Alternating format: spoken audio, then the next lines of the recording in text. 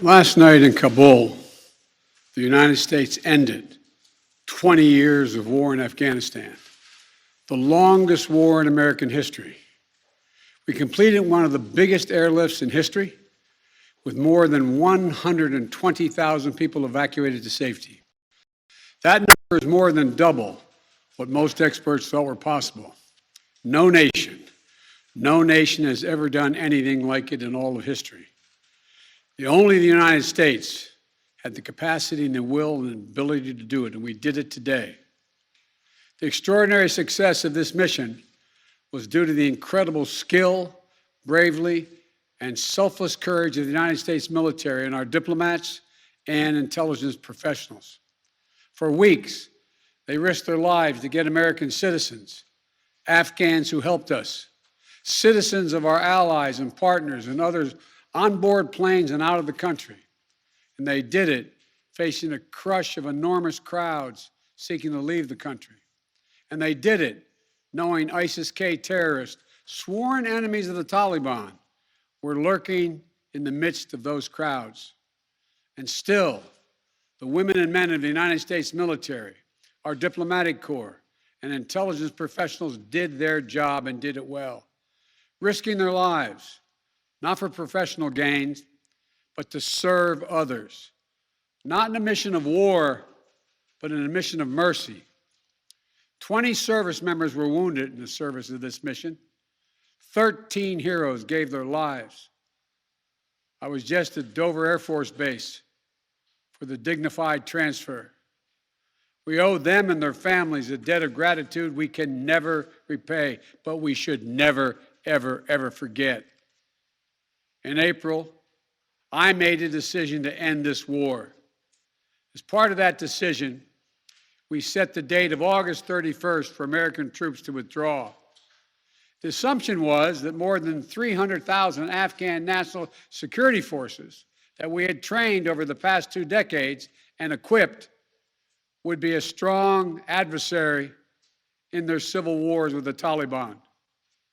That assumption that the Afghan government would be able to hold on for a period of time beyond military drawdown turned out not to be accurate. But I still instructed our national security team to prepare for every eventuality, even that one. And that's what we did. So we were ready when the Afghan security forces, after 2 decades of fighting for their country and losing thousands of their own, did not hold on as long as anyone expected. We were ready when they and the people of Afghanistan watched their own government collapse and their president flee amid the corruption and malfeasance, handing over the country to their enemy, the Taliban, and significantly increasing the risk to U.S. personnel and our allies. As a result, to safely extract American citizens before August 31st, as well as embassy personnel, allies and partners, and those Afghans who had worked with us and fought alongside of us for 20 years, I had authorized 6,000 troops, American troops, to Kabul to help secure the airport. As General McKenzie said, this is the way the mission was designed. It was designed to operate under severe stress and attack, and that's what it did. Since March, we reached out 19 times to Americans in Afghanistan with multiple warnings and offers to help them leave Afghanistan, all the way back as far as March. After we started the evacuation 17 days ago, we did initial outreach and analysis and identified around 5,000 Americans who had decided earlier to stay in Afghanistan but now wanted to leave. Our Operation Allied Rescue ended up getting more than 5,500 Americans out. We got out thousands of citizens and diplomats from those countries that went into Afghanistan with us to get bin Laden. We got out locally employed staff of the United States Embassy and their families, totaling roughly 2,500 people. We got thousands of Afghan translators and interpreters and others who supported the United States out as well. Now we believe that about 100 to 200 Americans remain in Afghanistan, with some intention to leave. Most of those who remain are dual citizens, longtime residents who had earlier decided to stay because of their family roots in Afghanistan. The bottom line, 90% of Americans in Afghanistan who wanted to leave were able to leave. And for those remaining Americans, there is no deadline. We remain committed to get them out if they want to come out. Secretary of State Blinken is leading the continued diplomatic efforts to ensure safe passage for any American, Afghan partner, or foreign national who wants to leave Afghanistan. In fact, just yesterday, the United Nations Security Council passed a resolution that sent a clear message about what the international community expects the Taliban to deliver on moving forward, notably freedom of travel, freedom to leave. And together, we are joined by over 100 countries that are determined to make sure the Taliban upholds those commitments. It will include ongoing efforts in Afghanistan to reopen the airport, as well as overland routes, allowing for continued departure to those who want to leave and deliver humanitarian assistance to the people of Afghanistan. The Taliban has made public commitments, broadcast on television and radio across Afghanistan, on safe passage for anyone wanting to leave, including those who worked alongside Americans. We don't take them by their word alone, but by their actions. And we have leverage to make sure those commitments are met. Let me be clear. Leaving August the 31st is not due to an arbitrary deadline. It was designed to save American lives. My predecessor, the former president, signed an agreement with the Taliban to remove U.S. troops by May the 1st, just months after I was inaugurated. It included no requirement that the Taliban work out a cooperative governing arrangement with the Afghan government. But it did authorize the release of 5,000 prisoners last year, including some of the Taliban's top war commanders, among those who just took control of Afghanistan. And by the time I came to office, the Taliban was in its strongest military position since 2001, controlling or contesting nearly half of the country. The previous administration's agreement said that if we stuck to the May 1st deadline that they had signed on to leave by, the Taliban wouldn't attack any American forces. But if we stayed, all bets were off. So we were left with a simple decision. Either follow through on the commitment made by the last administration and leave Afghanistan, or say we weren't leaving and commit another tens of thousands more troops going back to war.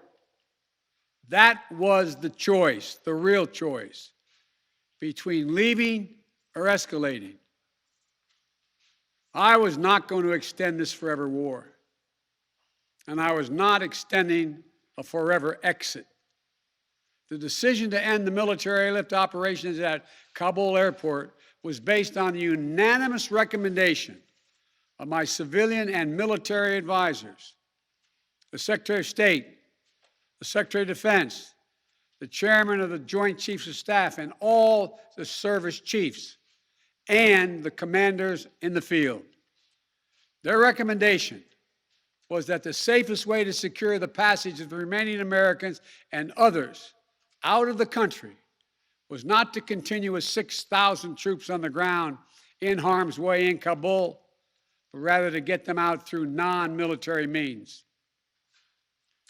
In the 17 days that we operated in Kabul, after the Taliban seized power, we engaged in an around-the-clock effort to provide every American the opportunity to leave. Our State Department was working 24/7, contacting and talking and in some cases walking Americans into the airport. Again, more than 5,500 Americans were airlifted out. And for those who remain, we will make arrangements to get them out if they so choose. As for the Afghans, we and our partners have airlifted 100,000 of them.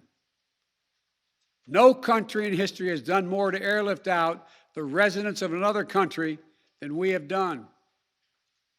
We will continue to work to help more people leave the country who are at risk.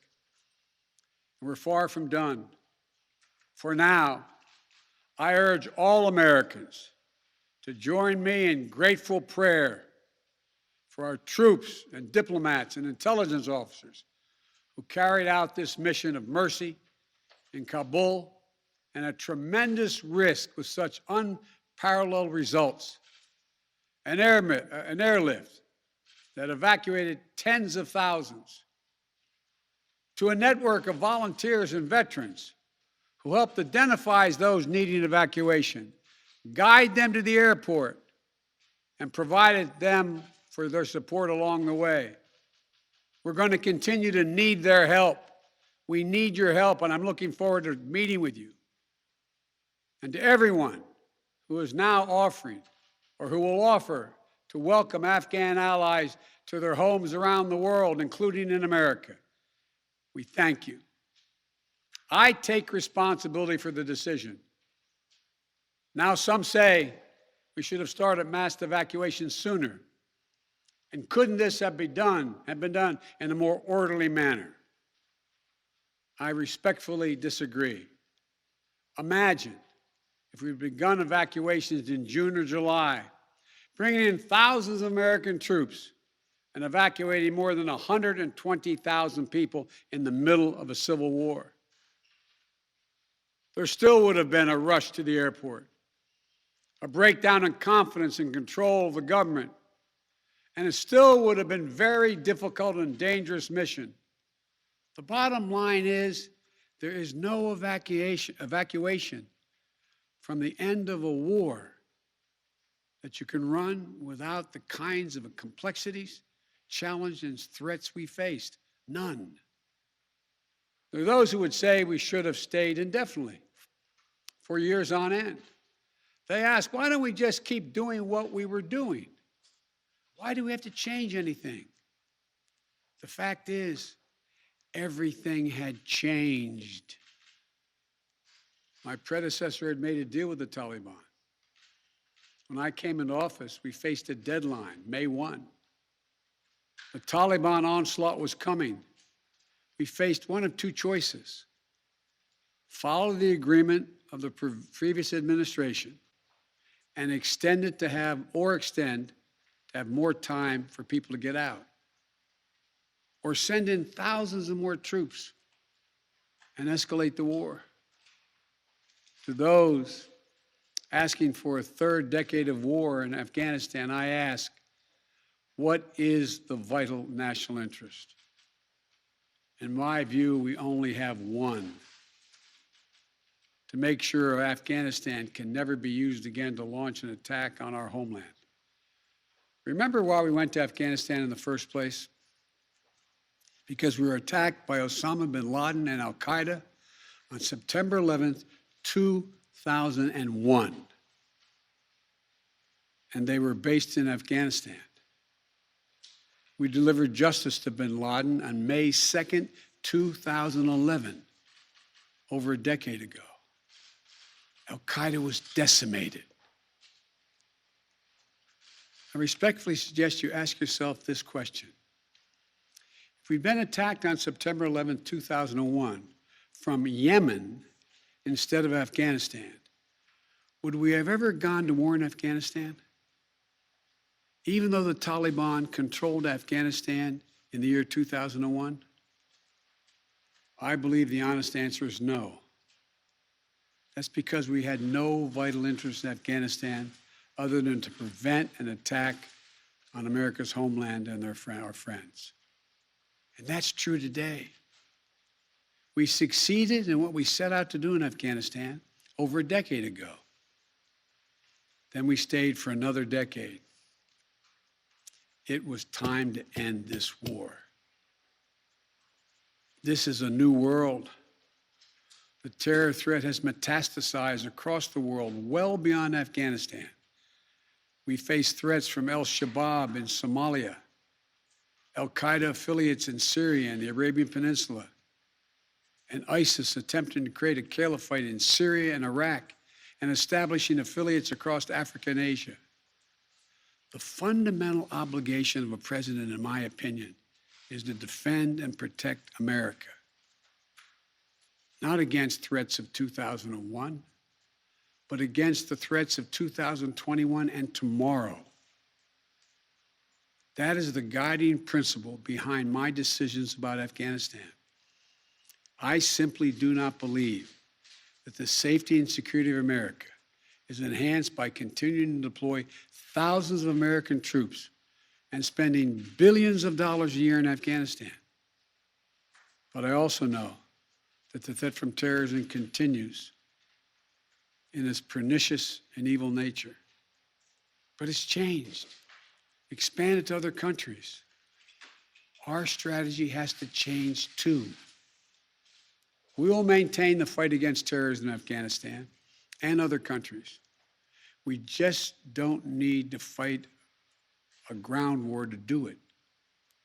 We have what's called over-the-horizon capabilities, which means we can strike terrorists and targets without American boots on the ground, or very few if needed. We've shown that capacity just in the last week.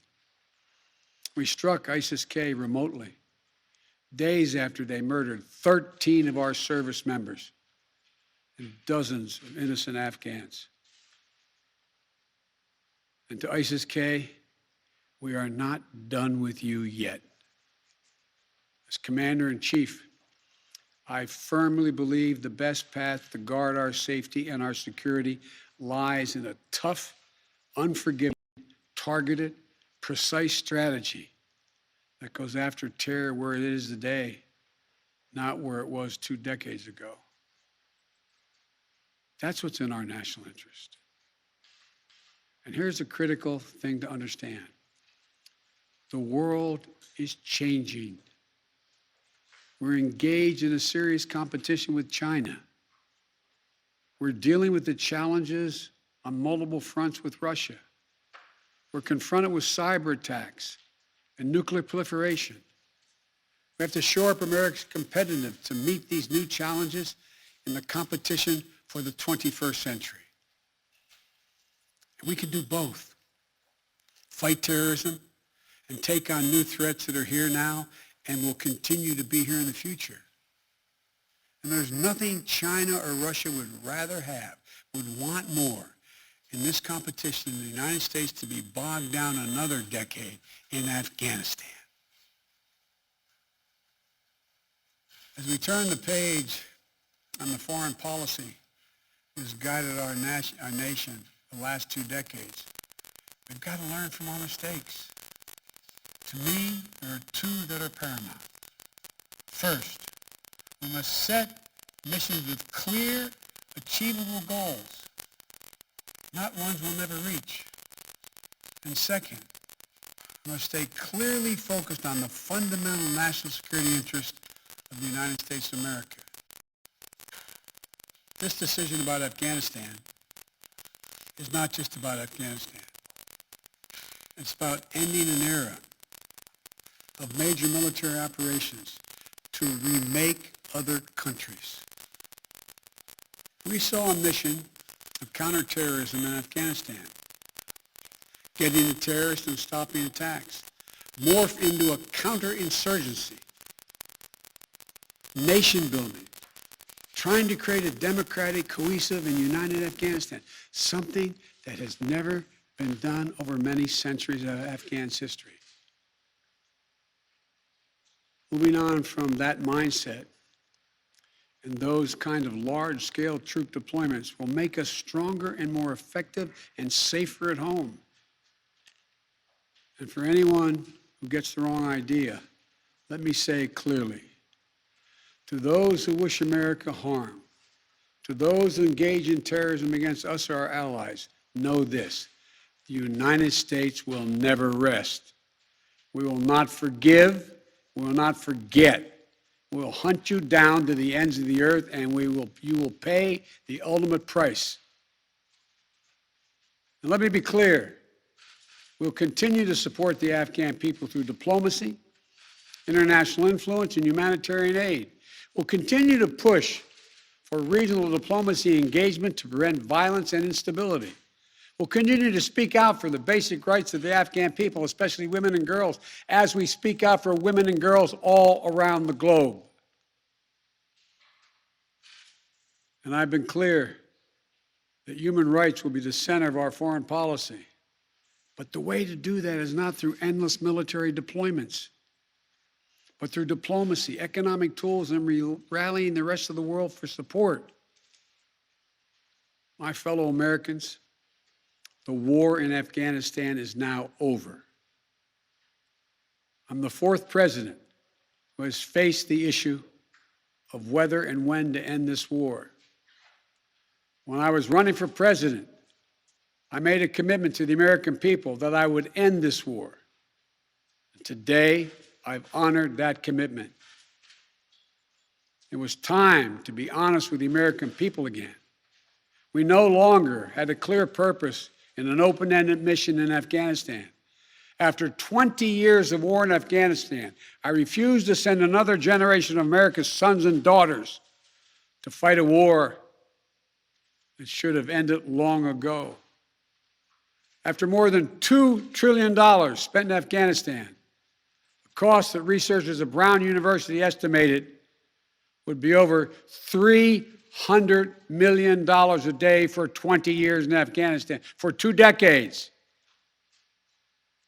Yes, the American people should hear this: $300 million a day for 2 decades. You take the number of 1 trillion, as many say, that's still $150 million a day for 2 decades. And what have we lost as a consequence in terms of opportunities? I refuse to continue a war that was no longer in the service of the vital national interests of our people. And most of all, after 800,000 Americans serving in Afghanistan, I've traveled that whole country, brave and honorable service. After 20,744 American servicemen and women injured, and the loss of 2,461 American personnel, including 13 lives lost just this week, I refuse to open another decade of warfare in Afghanistan. We've been a nation too long at war. If you're 20 years old today, you've never known an America at peace.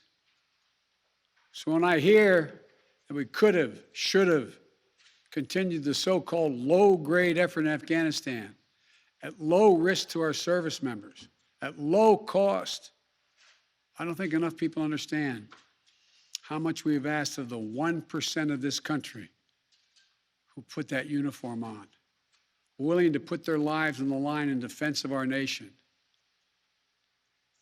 Maybe it's because my deceased son, Bo, served in Iraq for a full year. Before that, well, maybe it's because of what I've seen over the years as senator, vice president, and president traveling these countries. A lot of our veterans and their families have gone through hell. Deployment after deployment, months and years away from their families. Missed birthdays, anniversaries, empty chairs at holidays, financial struggles, divorces, loss of limbs, traumatic brain injury, post-traumatic stress. We see it in the struggles many have when they come home. We see it in the strain on their families and caregivers. We see it in the strain on their families when they're not there. We see it in the grief borne by their survivors. The cost of war they will carry with them their whole lives. Most tragically, we see in the shocking and stunning statistic that should give pause to anyone who thinks war can ever be low grade, low risk, or low cost. 18 veterans, on average, who die by suicide every single day in America. Not in a far-off place, but right here in America. There's nothing low grade or low risk or low cost about any war. It's time to end the war in Afghanistan. As we close 20 years of war and strife and pain and sacrifice, it's time to look to the future, not the past, to a future that's safer, to a future that's more secure, to a future that honors those who served and all those who gave what President Lincoln called their last full measure of devotion. I give you my word with all of my heart. I believe this is the right decision, a wise decision, and the best decision for America. Thank you. Thank you, and may God bless you all, and may God protect our troops. President Biden,